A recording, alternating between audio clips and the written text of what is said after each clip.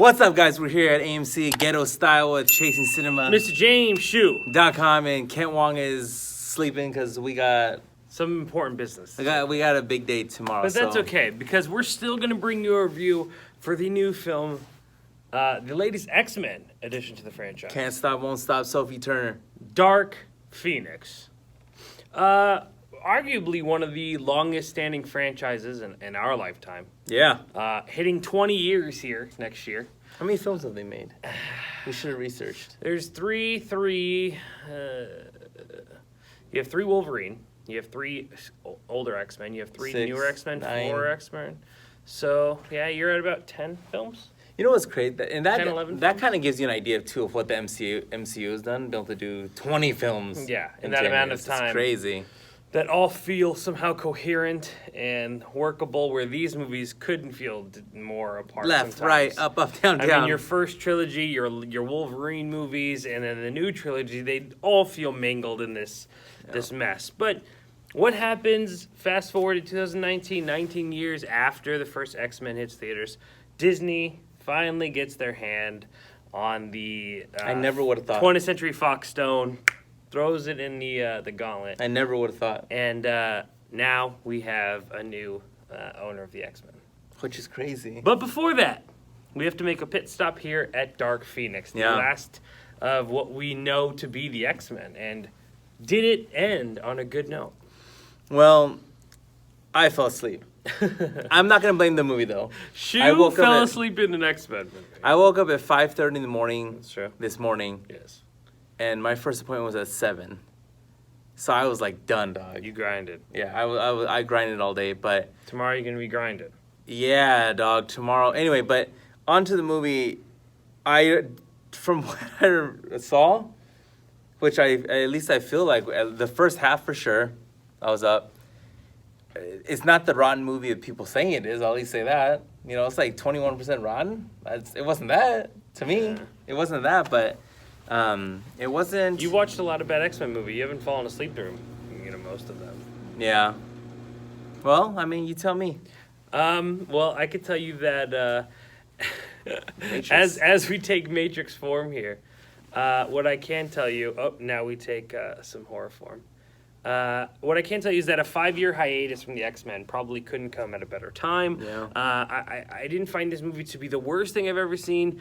Just lifeless. I didn't find it to be fun. I didn't find it to be an experience that was rewarding or made me feel that the last 20 years of my life investing my time and effort into the X-Men was rewarded. It was kind of bland and just happening, and I was just kind of watching. It was almost like if they made a YA insurgent-like movie in the X-Men franchise. That's how it really felt. It felt very weak, basing most of the movies on the relationship between Cyclops and Jean Grey that doesn't have much chemistry. You have McAvoy and Fassbender, who both really kind of seem to be checked out at this point. I never liked McAvoy as Professor X. You had some issues with that, which I didn't. And when I saw First Class, I was gung-ho for Fassbender, you were, yeah. McAvoy, and Lawrence. And no one really wants to be here, and you can kind of tell. It was like, they tried to do... I mean, there are some really pivotal things that happen in this movie, but, I just feel like this is just this is what we have at the end of this, and it just really kind of proves, again, how magnificent the minds over at Disney are. You know what would have been great is if the last one was Days of Future Past. That would have been cool. I mean, I think that's still my favorite X-Men movie ever made. Oh, man, I would love, like I said, and I wanted to do it for this, but just seems so. I think I would have disliked the movie more going back to watch that original trilogy. Knowing 3 isn't good, but going to see 1 and 2, I will say, seeing the X-Men now do the Dark Phoenix storyline twice.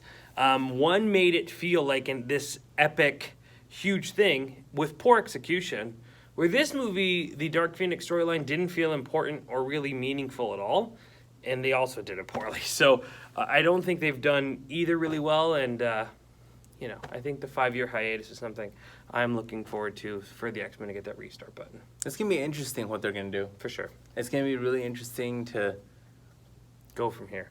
to go from because it's like we're so used to what the X-Men look like, what the X-Men's aesthetics, costumes, build, what superpowers look like, what mutant powers look like. It will be interesting to see what Kevin Feige and company decide.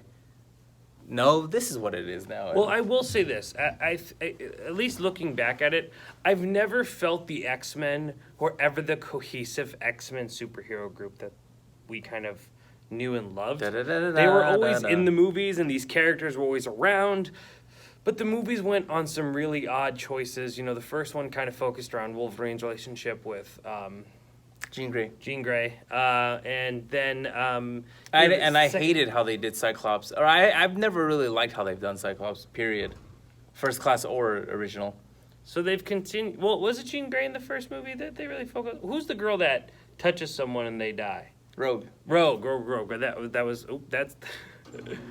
The lights just went out. The lights went out. But you've heard what we need to say about Dark Phoenix. Okay, sorry about that, guys. Lights are... yeah.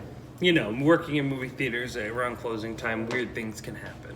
But like we were saying, X-Men is now going to be taking a 5-year hiatus under Disney. I don't think it could come at a better time. I feel like the energy, the passion, the drive of everything here has just kind of came to a standstill. And like Dark Phoenix, destruction just needs to happen. We need to reset the universe, and I think it couldn't come at a better time. I hate how they made Mystique look with Jennifer Lawrence. I hated it, and I love Jennifer Lawrence. Yeah. But I haven't liked any... You haven't liked really the introduction of the three, who I all really was McAvoy, Fassbender, and Lawrence. I was all excited to be on board when they were excited to be on board, but in this movie, it seems like all of them kind of want to be out of the project. You know, I knew it was really tough to get Lawrence back in the movie. Yeah. McAvoy and Fassbender are just not really bringing their best here. Everything's just really passive, and it just feels very forgettable. It was just a bummer.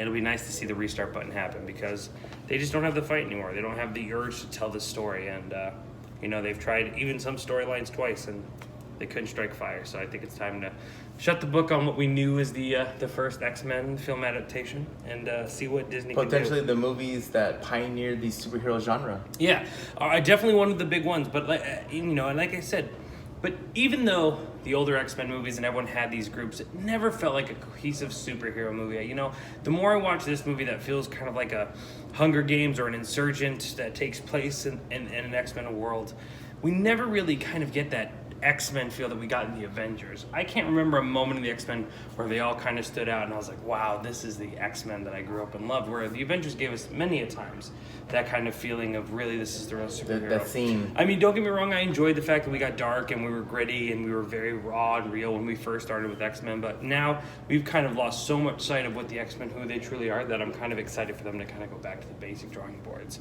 What I would really like to see is Disney get really creative and just say, okay, let's take these characters and let's make our own story. Because if anything, I think the reoccurring storylines, the same old stuff, being loyal to the comics is something that I would like to see break out. So this way we're constantly getting new material. You know, give us the X-Men, but change it and make it your own and give us something completely different so we could really get excited about it. It makes sense. Yep, absolutely. What's next week? Next week is Men in Black International. Chris Hemsworth. Yes, and Tessa Thompson, Valkyrie herself, and Thor back at it now, fighting aliens. Well, they were fighting aliens before. Fighting aliens once again in another franchise that we've seen kind of dabble a long time. Mm-hmm. I'm interested in seeing where they go, but if you want to watch, make sure to join us here at AMC Town Square at 10 o'clock for discounted tickets. Make sure to text this guy at 702-345-618 or comment below because it's going to be a blast regardless if the movie's any good or not. We'll be here.